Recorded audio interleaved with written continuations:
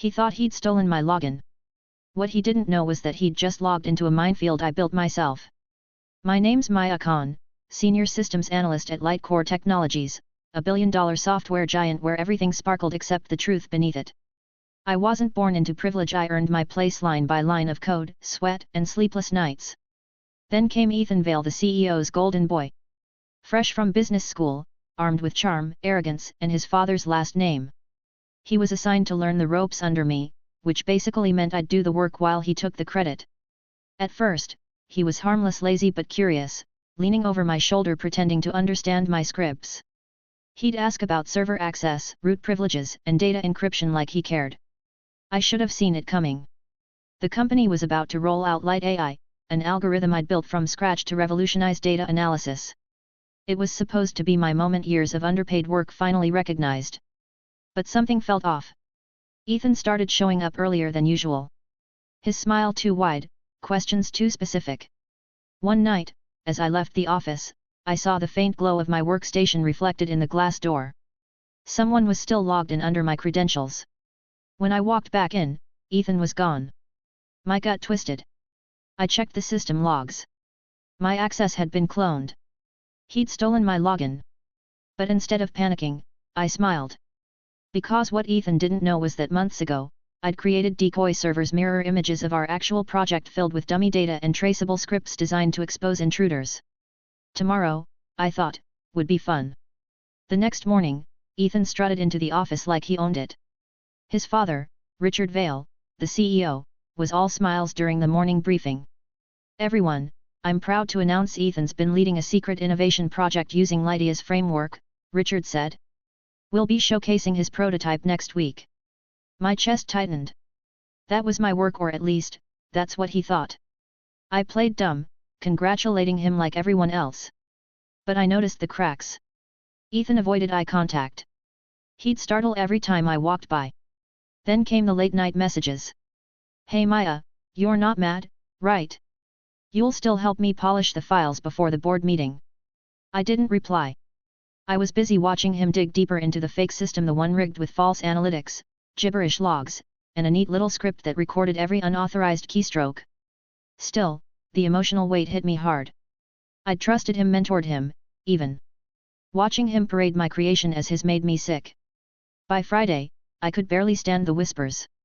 Everyone praised Ethan's vision, while my name vanished from the reports.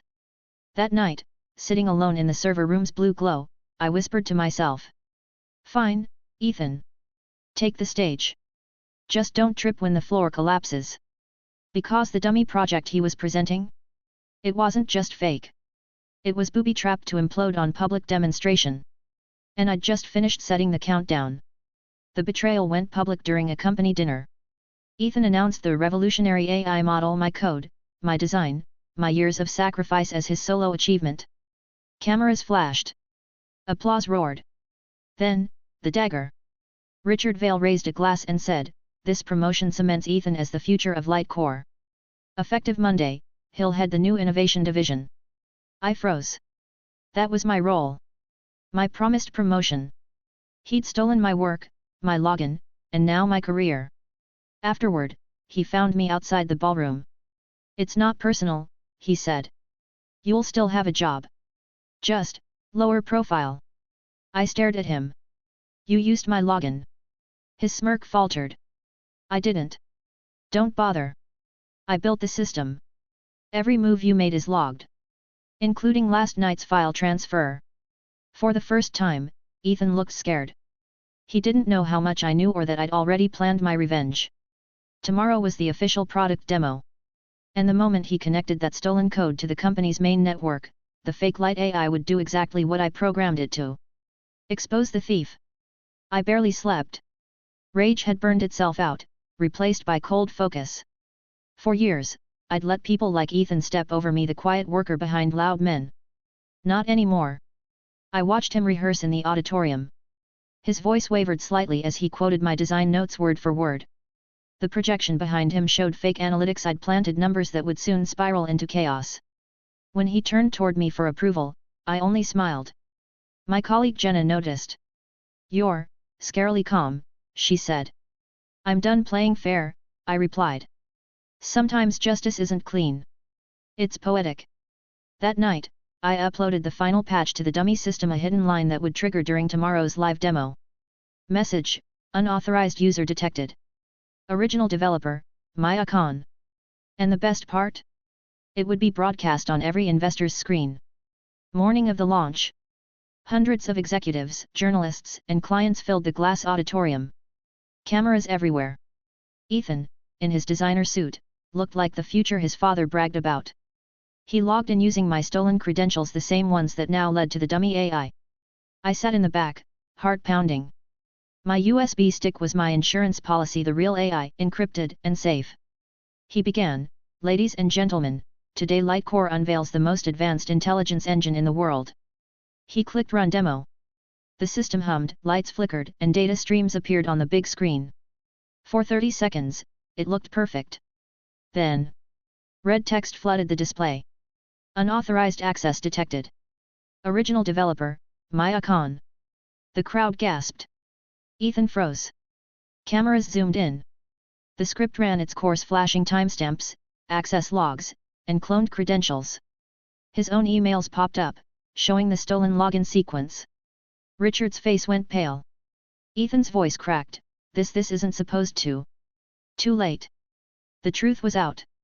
Security dragged Ethan off stage as chaos erupted. The board demanded an emergency meeting. I calmly walked to the stage, plugged in my USB, and loaded the real AI system, the one that actually worked.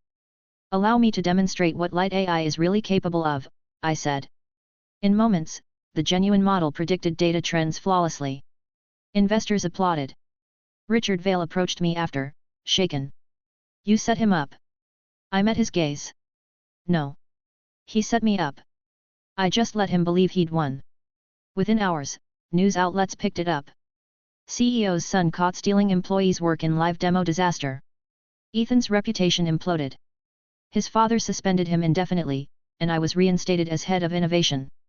But revenge wasn't just about winning, it was about making him realize why he lost. Weeks later, the office felt lighter. People stopped whispering. They started listening. Ethan never returned. Rumor was, he tried to start his own startup, but investors avoided him like plague. His name had become digital poison. Richard offered me an apology, even a raise.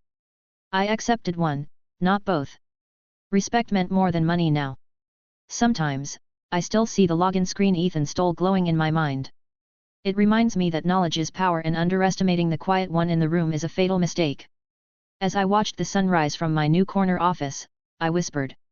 He stole my login to steal my future.